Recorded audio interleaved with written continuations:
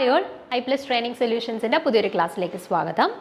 അപ്പോൾ ഇന്ന് നമ്മൾ സ്റ്റാർട്ട് ചെയ്യാനായിട്ട് പോകുന്നത് സെറ്റ് കെമിസ്ട്രിയുടെ പ്രീവിയസ് ഇയറിൽ നടന്ന ചില എക്സാംസിൻ്റെ കുറച്ച് സെലക്റ്റഡ് ആയിട്ടുള്ള ക്വസ്റ്റ്യൻസ് എടുത്തിട്ട് അതുമായിട്ട് റിലേറ്റ് ചെയ്തിട്ടുള്ള ക്വസ്റ്റ്യൻ ഡിസ്കഷനും അതുപോലെ ഇനി ആ ഏരിയയിൽ നിന്നും ചോദ്യങ്ങൾ വന്നാലും നമ്മൾ അതിനെ എങ്ങനെ അറ്റംപ്റ്റ് ചെയ്യണം എന്നുള്ള കാര്യങ്ങളൊക്കെയാണ് നമ്മൾ ഈ ഒരു ക്ലാസ്സിൽ ഡിസ്കസ് ചെയ്യാനായിട്ട് പോകുന്നത്. അപ്പോൾ നമുക്ക് ഫസ്റ്റ് ചോദ്യത്തിലോട്ട് പോവാം. The potential of a hydrogen electrode at pH equal to 10. Okay? pH 10 ആവുന്ന അവസരത്തിൽ ഒരു ഹൈഡ്രജൻ ഇലക്ട്രോണിൻ്റെ പൊട്ടൻഷ്യൽ എത്രയാണ് എന്നാണ് ചോദിച്ചിരിക്കുന്നത്. 59 വോൾട്ട്, 0.059 വോൾട്ട്, 0.59 വോൾട്ട്, 0 വോൾട്ട് ഇത്രയുമാണ് നമ്മുടെ ഓപ്ഷൻസിൽ തന്നിട്ടുള്ളത്. അപ്പോൾ നമുക്ക് നോക്കാം. Potential of the hydrogen electrode at pH 10. Okay. The reaction for oxidation potential may be written as half H2 gives H++ electron. Okay? നമുക്കൊരു ഓക്സിഡേഷൻ പൊട്ടൻഷ്യലിൻ്റെ കറസ്പോണ്ടിങ് ആയിട്ടുള്ള റിയാക്ഷൻ ജനറലി നമ്മൾ എഴുതുന്നത് ഹാഫ് H2 gives H+ എന്നാണ്. നോക്കിക്കേ, ഇവരുടെ oxidation state 0 ആണ്, ഇവിടെ +1 ആണ്. അപ്പോൾ 0 to +1 ഓക്സിഡേഷൻ നമ്പർ ഇൻക്രീസ് ചെയ്യാണ് അല്ലേ. അപ്പോൾ ഓക്സിഡേഷൻ്റെ കറസ്പോണ്ടിങ് ആയിട്ടുള്ള റിയാക്ഷൻ നമുക്ക് എങ്ങനെ എഴുതാം? Half H2 gives H++ 1 electron എന്ന് റെപ്രസെന്റ് ചെയ്യാം അല്ലേ. അപ്പോൾ ഹൈഡ്രജൻ ഇലക്ട്രോണിന്റെ കേസിൽ. Okay. So again by using the formula we can write നമ്മുടെ ഈ സെല്ല് EMF കാൽക്കുലേറ്റ് ചെയ്യാനായിട്ടുള്ള ഇക്വേഷൻ നമുക്കറിയാം. E ഈക്വൽ ടു അല്ലെങ്കിൽ E cell equal to E0 cell minus 0.0591 by 1 into log product of concentration of product by concentration of reactant അല്ലേ നമ്മുടെ EMF calculate ചെയ്യാനായിട്ടുള്ള. അപ്പം equilibrium കണ്ടീഷനിൽ വരുമ്പോൾ നമുക്കറിയാം E0 സെൽ എന്ന് പറയുന്നത് എന്തായിരിക്കും? 0 ആയിരിക്കും അല്ലേ. അങ്ങനെയാണെന്നുണ്ടെങ്കിൽ നമ്മുടെ ഇക്വേഷൻ എങ്ങനെ മാറും? E cell equal to minus 0.059 by 1 into log product A by concentration of product A by concentration of reactant എന്ന് കിട്ടും. ഇതുവരെ ഡൗട്ട് ഒന്നും ഇല്ലല്ലോ. നമ്മൾ ആദ്യം എന്ത് ചെയ്തു?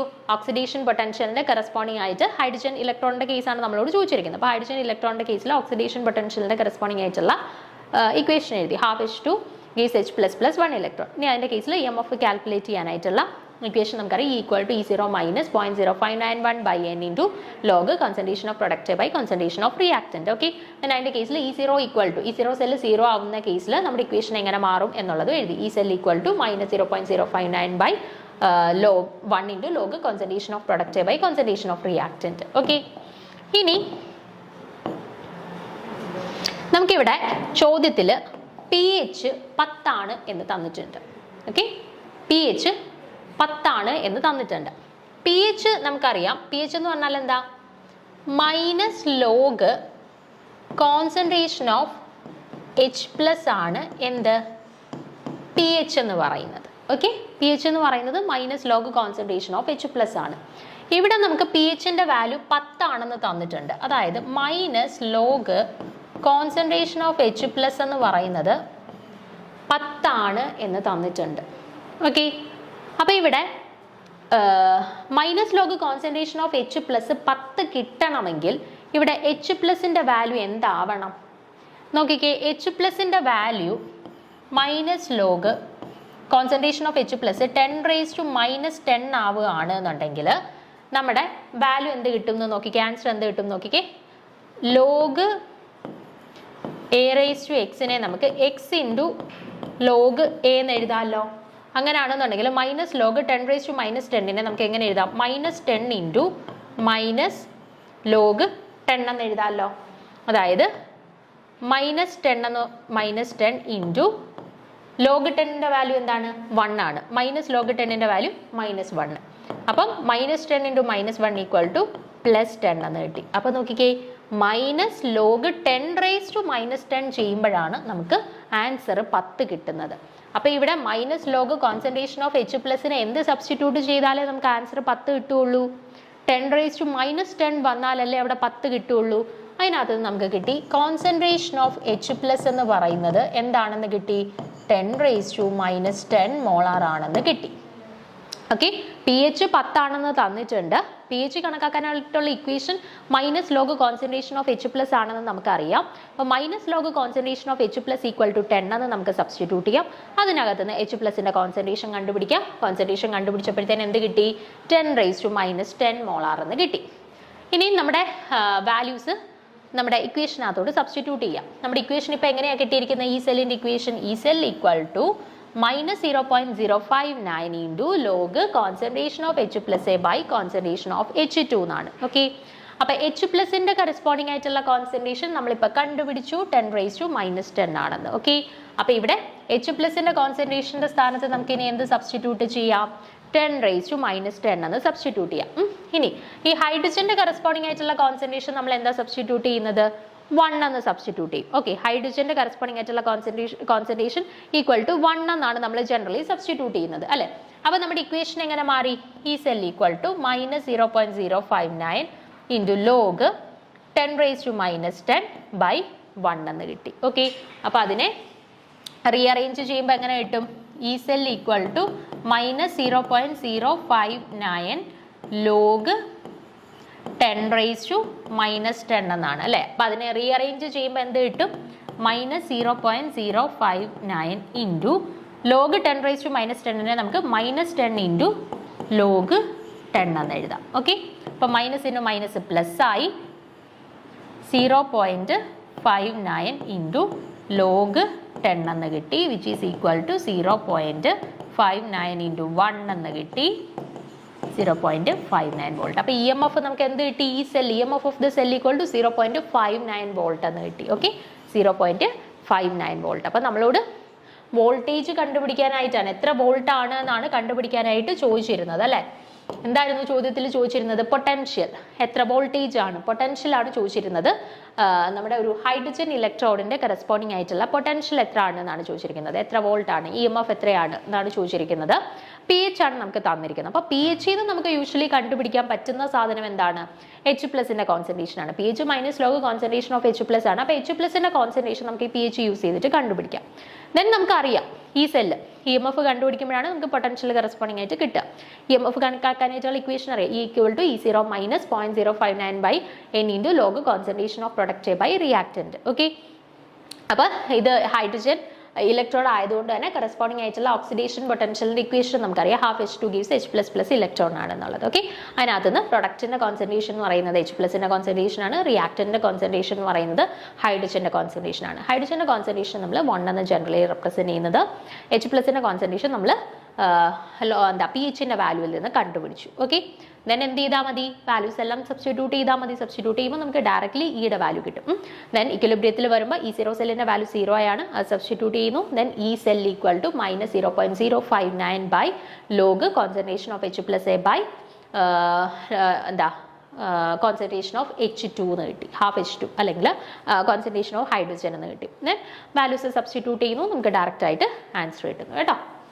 നമുക്ക് നോക്കുമ്പോൾ ഭയങ്കര കോംപ്ലിക്കേറ്റഡ് ആയിട്ട് തോന്നിയോ? പൊട്ടൻഷ്യൽ കണ്ടുപിടിക്കാനായിട്ടുള്ള ഇക്വേഷൻ ഏതാ, പി എച്ച് വെച്ചിട്ട് എങ്ങനെ ഇതിനെ കണക്ട് ചെയ്യുന്നതെന്നൊക്കെ തോന്നാം. പക്ഷേ പി എച്ചിനകത്ത് നമുക്ക് എന്ത് കണ്ടുപിടിക്കാം എന്നുള്ളത് ആദ്യം നോക്കുക. H+ന്റെ കോൺസെൻട്രേഷൻ ആണ്. ദെൻ പൊട്ടൻഷ്യൽ അല്ലെങ്കിൽ ഇ എം എഫ് കണക്കാക്കാനായിട്ടുള്ള ഇക്വേഷൻ നമുക്കറിയാം, അതിനകത്തോട്ട് സബ്സ്റ്റിറ്റ്യൂട്ട് ചെയ്യുക കേട്ടോ.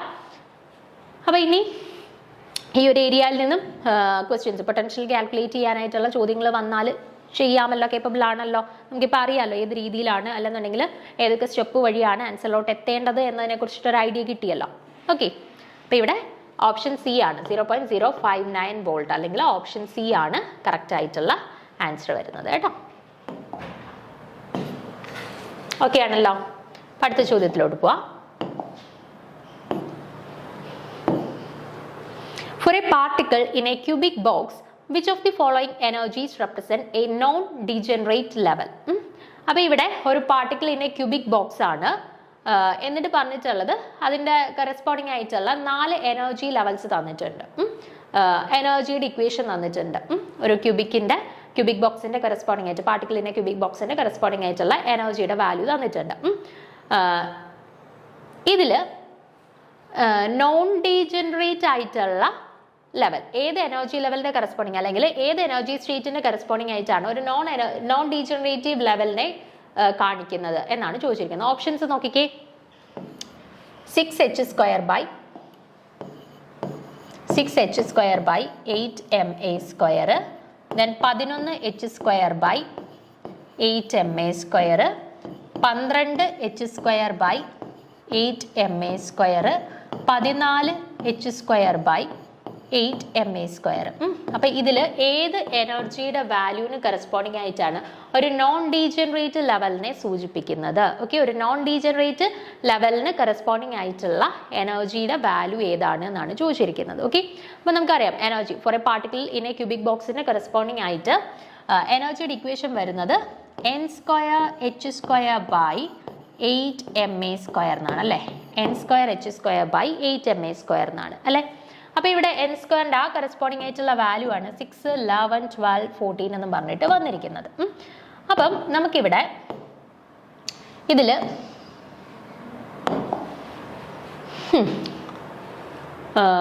നമുക്കിവിടെ വാല്യൂസ് എങ്ങനെ വരും എന്നുള്ളതൊന്ന് കാൽക്കുലേറ്റ് ചെയ്ത് നോക്കാമേ.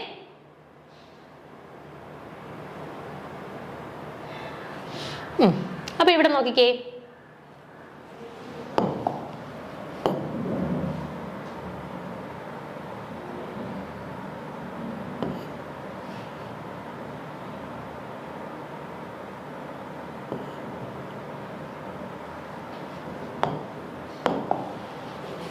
നമ്മുടെ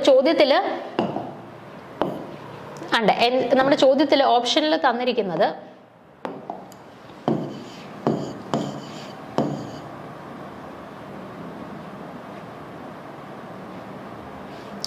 n²h² / 8ma² ഫോമിലാണ് നമ്മുടെ ഇക്വേഷൻ തന്നിരിക്കുന്നത് അല്ലേ. n²h² / 8ma² ഫോമിലാണ് തന്നിരിക്കുന്നത്. നമുക്ക് ഇക്വേഷനെ h² അല്ലെങ്കിൽ എച്ചിന്റെ ഫോമിൽ നിന്ന് h× രൂപത്തിലും റെപ്രസെന്റ് ചെയ്യാല്ല, h× ഫോമിൽ നമ്മൾ റെപ്രസെന്റ് ചെയ്യാല്ല. അങ്ങനെ h× ഫോമിൽ റെപ്രസെന്റ് ചെയ്തിരിക്കുന്ന ഇക്വേഷൻ ആണ് ഇവിടെ കൊടുത്തിരിക്കുന്നത്. അതായത് h² π² / 2ml² × nx + ny + nz. Okay, അതാണ് h× രൂപത്തിൽ കൊടുത്തിരിക്കുന്ന ഇക്വേഷൻ ആണ് ഇവിടെ കൊടുത്തിരിക്കുന്നത്. അപ്പൊ ഇവിടെ നമുക്ക് ground സ്റ്റേറ്റിലെ value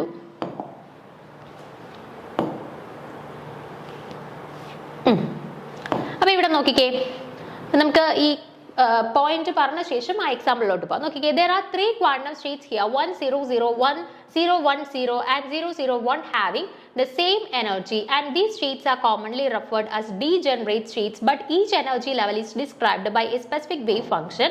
In quantum mechanical words, if 2 or more eigen functions can be corresponding to same eigen value, they are said to be degenerate.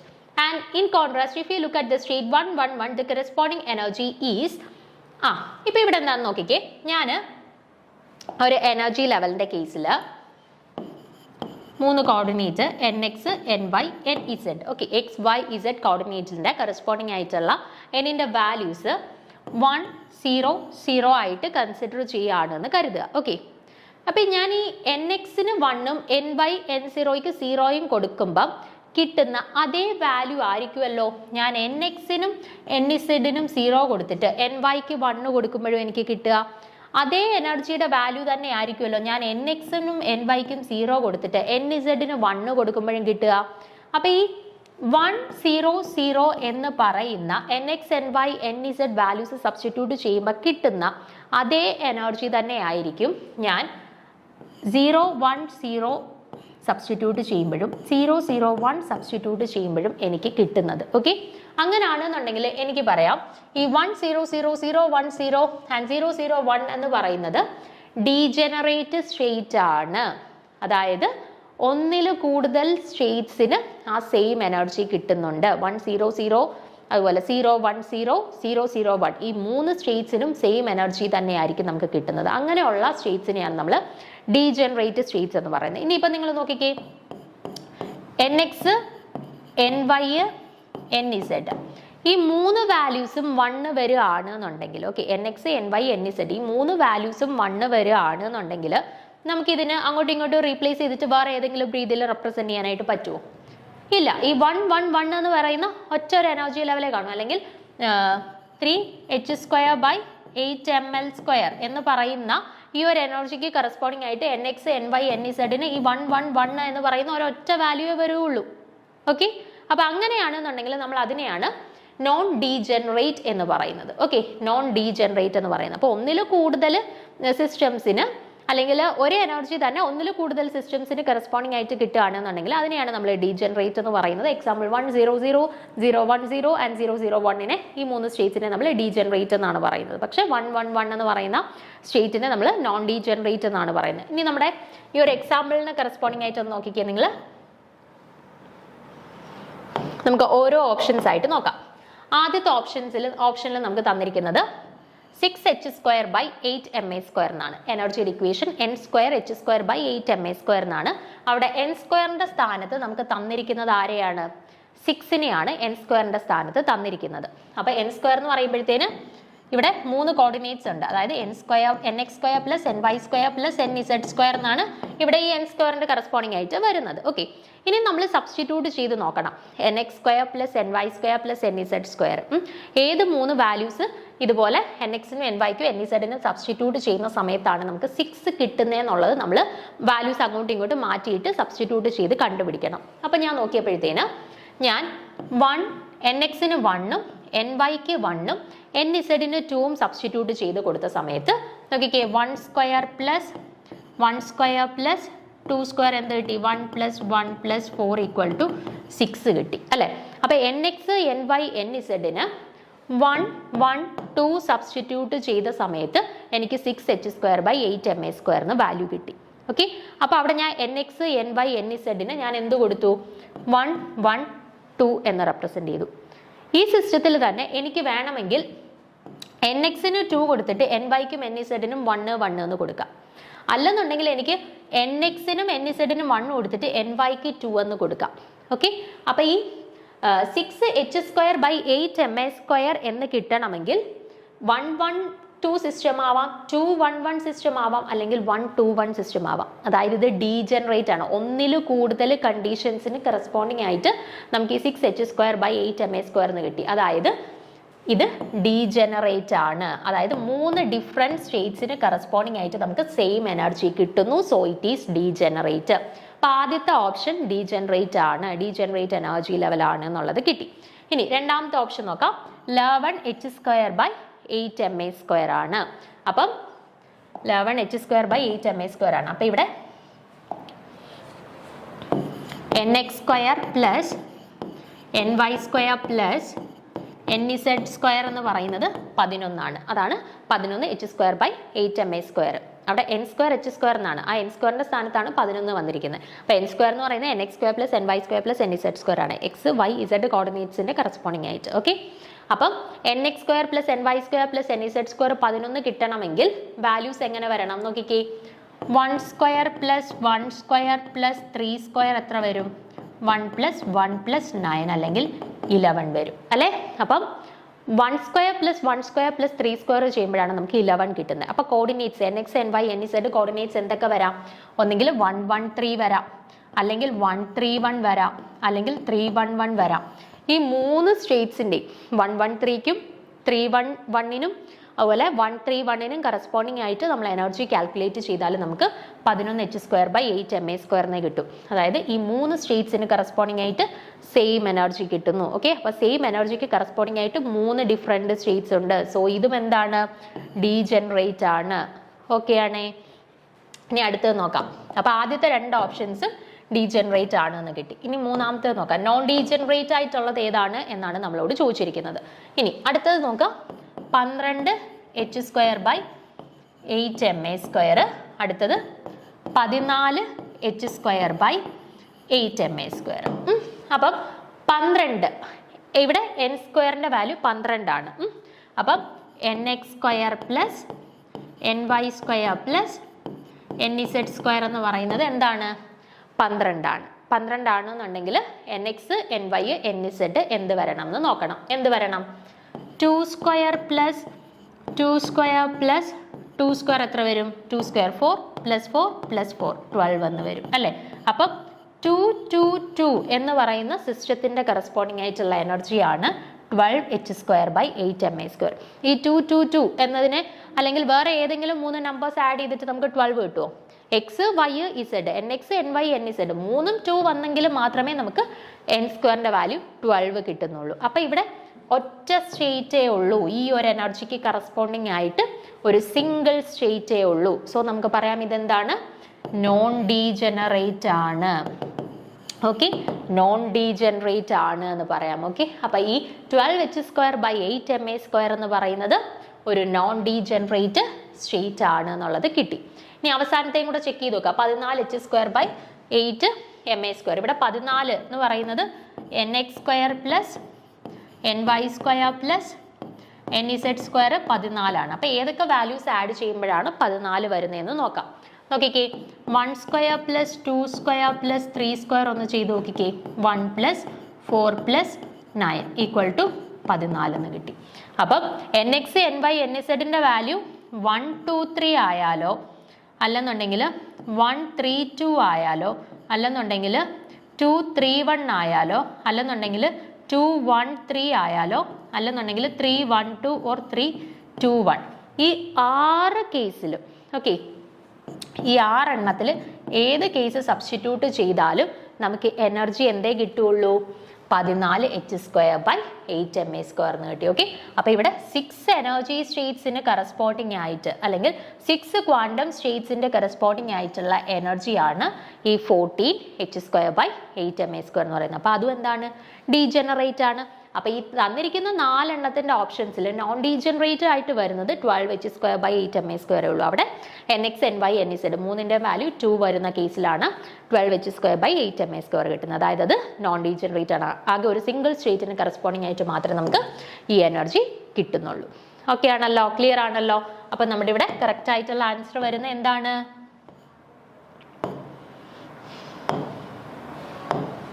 ചോദ്യത്തിൽ എന്തായിരുന്നു ചോദിച്ചിരുന്നത്, നോൺ ഡീജനറേറ്റ് ആയിട്ടുള്ള സ്റ്റേറ്റ് ഏതാണെന്ന്. ഓപ്ഷൻ സി ആണ്, 12h²/8ma². അപ്പൊ ഡീജനറേറ്റ് ആയിട്ടുള്ള state ഏത് അല്ലെങ്കിൽ non degenerate ആയിട്ടുള്ള സ്റ്റേറ്റ് ഏത് എന്ന് കണ്ടുപിടിക്കാമല്ലോ. ചോദ്യത്തിൽ വരികയാണെന്നുണ്ടെങ്കിൽ നിങ്ങൾ എന്താ ചെയ്യേണ്ടത്, നമ്മുടെ എനർജിയുടെ ഇക്വേഷൻ നമുക്കറിയാം, n²h²/8ma². ഓക്കെ, അതിനകത്ത് ഈ n²ന്റെ വാല്യൂ കണ്ടുപിടിക്കണം. n² equal to nx² plus ny² plus nz² ആണ്. അപ്പൊ nxന്റെയും nyയുടെയും nzന്റെയും വാല്യൂ നിങ്ങൾ കണ്ടുപിടിക്കുക.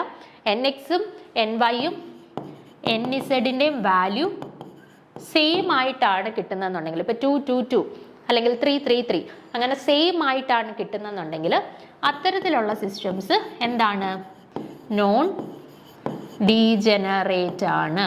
ഇപ്പൊ nxും nyയും nzും ഡിഫറെൻറ്റ് വാല്യൂസ് അല്ലെങ്കിൽ ഏതെങ്കിലും രണ്ടെണ്ണം സെയിമും ഒരെണ്ണം വ്യത്യാസവും അങ്ങനെ ഡിഫറെൻ്റ് ആയിട്ട് വരികയാണെന്നുണ്ടെങ്കിൽ അതിൻ്റെ കറസ്പോണ്ടിങ് ആയിട്ടുള്ള സിസ്റ്റംസ് എന്ന് പറയുന്നത് ഡീജനറേറ്റ് സിസ്റ്റവുമായിരിക്കും. ഓക്കെ, വളരെ സിമ്പിൾ ആണ്. നമ്മൾ ജസ്റ്റ് ഒന്ന് കൺസെപ്റ്റ് മനസ്സിലാക്കിയാൽ നമുക്ക് വളരെ സിമ്പിളായിട്ട് മാർക്ക് സ്കോർ ചെയ്യാൻ പറ്റുന്ന ഒരു ചോദ്യമാണ്. ഓക്കെ ആണല്ലോ. അപ്പോൾ ഇവിടുന്ന് നിങ്ങൾ എനർജി കാൽക്കുലേറ്റ് ചെയ്യാനുള്ള ഇക്വേഷനോട് ഓർത്ത് വെച്ചിരിക്കുക, n²h²/8ma². ചിലപ്പോൾ ചോദ്യത്തിനകത്ത് n²h²/8ml² എന്നും ആയിരിക്കും കേട്ടോ. അത് എയോ എല്ലോ നമ്മുടെ ചോദ്യത്തിൽ മാറുന്നതിനനുസരിച്ചിട്ട് കേട്ടോ. അപ്പോൾ അറിഞ്ഞിരിക്കുക, nx ny nz മൂന്നിൻ്റെയും വാല്യൂ സെയിം ആയിട്ടാണ് കിട്ടുന്നതെന്നുണ്ടെങ്കിൽ സിസ്റ്റം നോൺ ഡീജനറേറ്റ് ആയിരിക്കും. വ്യത്യസ്തമായിട്ടുള്ള വാല്യൂസ് ആണെന്നുണ്ടെങ്കിൽ സിസ്റ്റം ഡീജനറേറ്റീവ് ആയിരിക്കും. ഓക്കെ ആണല്ലോ. അപ്പോൾ ഓപ്ഷൻ സി ആണ് കേട്ടോ കറക്റ്റ് ആയിട്ടുള്ള answer.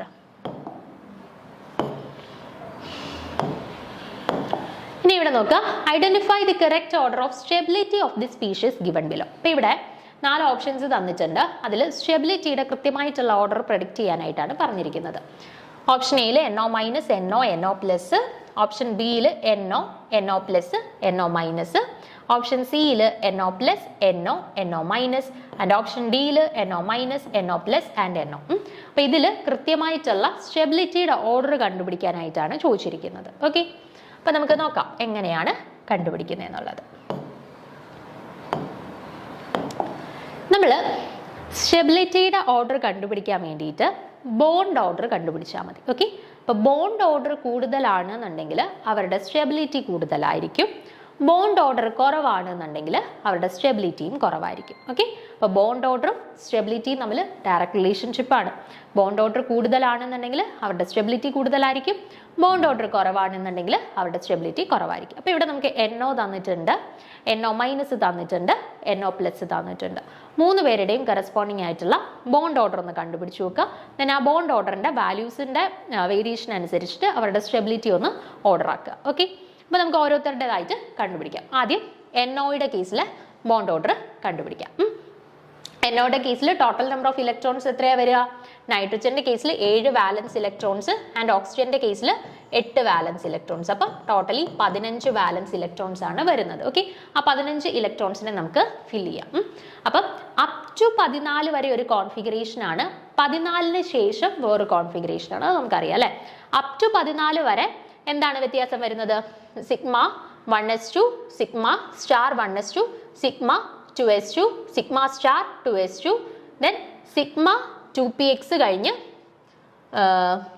Pi 2px pi 2py electrons fill ചെയ്യുന്നു, ദെൻ പൈ സ്റ്റാറിലോട്ട് ഇലക്ട്രോൺസ് ഫിൽ ചെയ്യുന്നു. അപ്പോൾ ഇവിടെ നോക്കിക്കേ, ഇവിടെ നമുക്ക് 15 ഇലക്ട്രോൺസിനെയാണ് ഫിൽ ചെയ്യേണ്ടത് അല്ലേ. അപ്പോൾ ഈ 15 ഇലക്ട്രോൺസിനെ ഞാൻ ഓരോന്നിലായിട്ട് ഫിൽ ചെയ്യണേ. Sigma 1s2, sigma star 1s2, sigma 2s2, sigma star 2s2, sigma 2px 2, pi 2py 2 electron, pi 2pz 2 electron, then remaining ഒരു ഇലക്ട്രോൺ പൈ സ്റ്റാർ ഓർബിറ്റലിലോട്ട് പോയി, pi star 2px 1 electron. Okay, അപ്പോൾ ഇലക്ട്രോൺസിനെ നമ്മൾ ഫിൽ ചെയ്തു. ഇനി ഇവിടെ ഈ 15 ഇലക്ട്രോൺസിനെ ഫിൽ ചെയ്തു. ഇനി ബോണ്ട് ഓർഡർ കണ്ടുപിടിക്കാൻ എന്ത് ചെയ്യണം? Number of electrons in bonding molecular orbitals minus number of electrons in anti bonding molecular orbitals divided by 2 ചെയ്യണം അല്ലെ. അപ്പോൾ ഇവിടെ ബോണ്ടിങ് മോളിക്കുലർ ഓർബിറ്റൽസ് എത്രയാണ്? 2, 4, 6, 8, 10.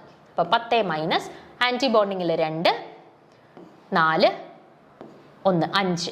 10 മൈനസ് 5 ഡിവൈഡഡ് ബൈ 2, 2.5, 2.5 എന്ന് കിട്ടി. അപ്പോൾ NOയുടെ കറസ്പോണ്ടിങ് ആയിട്ടുള്ള ബോണ്ട് ഓർഡർ നമുക്ക് 2.5 എന്ന് കിട്ടി. ഇനി NO പ്ലസിന്റെ കറസ്പോണ്ടിങ്, NO പ്ലസ് ആകുമ്പോൾ ടോട്ടൽ ഇലക്ട്രോൺസ് എത്രയാണ്? നൈട്രജനകത്ത് 7 ഇലക്ട്രോൺ, ഓക്സിജനകത്ത് 8 ഇലക്ട്രോൺ, ദെൻ +1 ഉണ്ട്. അപ്പം ഒരു ഇലക്ട്രോൺ കുറയണം, സോ 14 ഇലക്ട്രോൺസ്. അപ്പോൾ 14 ഇലക്ട്രോൺസ് ആകുമ്പോഴത്തേന് ഇലക്ട്രോൺസിനെ ഫിൽ ചെയ്യുന്നത് എങ്ങനെയാ? Sigma 1s2, sigma star 1s2, sigma 2s2, sigma star 2s2, sigma 2px2, pi 2py2 equal to pi 2pz2. അപ്പോൾ ടോട്ടലി 14 ഇലക്ട്രോൺസിനെ നമ്മൾ ഫിൽ ചെയ്തു. ഓക്കെ, ഇനി എന്ത് ചെയ്യണം? ബോണ്ടിങ് മോളിക്കുലർ ഓർബിറ്റൽസ് എത്ര ഉണ്ട്? ആന്റി ബോണ്ടിങ് മോളിക്കുലർ ഓർബിറ്റൽസ് എത്ര ഉണ്ട്? ഡിഫറൻസ് കാണുക, ഡിവൈഡഡ് ബൈ 2 ചെയ്യുമ്പോൾ ബോണ്ട് ഓർഡർ കിട്ടും. ഓക്കെ, അപ്പം ബോണ്ടിങ് മോളിക്കുലർ ഓർബിറ്റൽസ് 2, 4, 6, 8, 10. അപ്പോൾ half into 10 minus then anti ബോണ്ടിങ്ങിൽ 2, 4 ഇലക്ട്രോൺസ്. അപ്പം 6/2 വിച്ച് ഈസ് ഈക്വൽ ടു 3 എന്ന് കിട്ടി. അപ്പോൾ NO പ്ലസിന്റെ കറസ്പോണ്ടിങ് ആയിട്ടുള്ള ബോണ്ട് ഓർഡർ എത്ര എന്ന് കിട്ടി? 3 എന്ന് കിട്ടി. ഓക്കെ, ഇനി NO മൈനസിന്റെ കറസ്പോണ്ടിങ് ആയിട്ടുള്ള ബോണ്ട് ഓർഡർ ആകുമ്പോഴത്തേന് എന്ത് വരും? NO മൈനസ് ആകുമ്പോഴത്തേന് ടോട്ടൽ ഇലക്ട്രോൺസിന്റെ കൗണ്ട് എത്ര? നൈട്രജനകത്ത് 7, ഓക്സിജനകത്ത് 8, ദെൻ -1ന്റെ കറസ്പോണ്ടിങ് +1 ഈക്വൽ ടു 16 ഇലക്ട്രോൺസ് ആകുമ്പോഴത്തേന് ഇലക്ട്രോൺസിനെ ഫിൽ ചെയ്യുന്നത് എങ്ങനെയാ? ഇവിടെ കൊടുത്തിരിക്കുന്നത് sigma 1s2, sigma star 1s2, sigma 2s2, sigma star 2s2, sigma 2pz2, pi 2px2 equal to pi 2py, then pi star 2px equal to pi star 2py. Okay, ഇനി ഇലക്ട്രോൺസിനെ ഫിൽ ചെയ്തിരിക്കുകയാണ് നമ്മൾ. 16 ഇലക്ട്രോൺസിനെ ഫിൽ ചെയ്തു.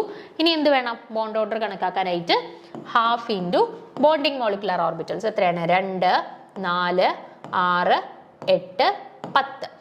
10 മൈനസ് ആന്റി ബോണ്ടിങ്ങിൽ 2, 4, 5, 6. ഓക്കെ, അപ്പോൾ 10 minus 6, 4, 4/2 which is equal to 2 എന്ന് കിട്ടി. അപ്പോൾ ബോണ്ട് ഓർഡേഴ്സ് ഇനി ഒന്ന് കമ്പയർ ചെയ്ത് നോക്കിക്കേ. നമുക്ക് NO പ്ലസിന്റെ കറസ്പോണ്ടിങ് ആയിട്ട് ബോണ്ട് ഓർഡർ കിട്ടിയത് 2.5 ആയിരുന്നു.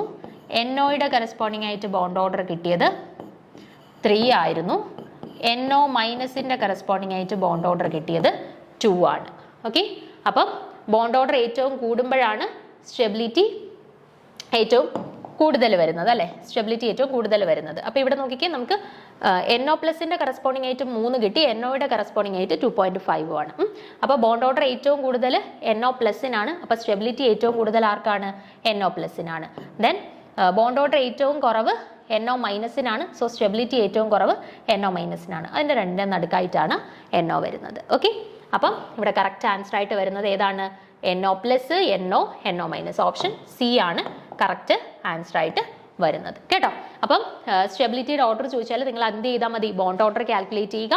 ബോണ്ട് ഓർഡർ ഏറ്റവും കൂടുതലുള്ളതിനായിരിക്കും സ്റ്റെബിലിറ്റി ഏറ്റവും കൂടുതൽ, ബോണ്ട് ഓർഡർ ഏറ്റവും കുറവുള്ളതിനായിരിക്കും സ്റ്റെബിലിറ്റി ഏറ്റവും കുറവ്. ആ രീതിയിൽ അറേഞ്ച് ചെയ്യുക. ഓക്കെ ആണല്ലോ. അപ്പം ബാക്കി ക്വസ്റ്റ്യൻസ് നമുക്ക് അടുത്ത ക്ലാസ്സിൽ ഡിസ്കസ് ചെയ്യാം. Okay, thank you.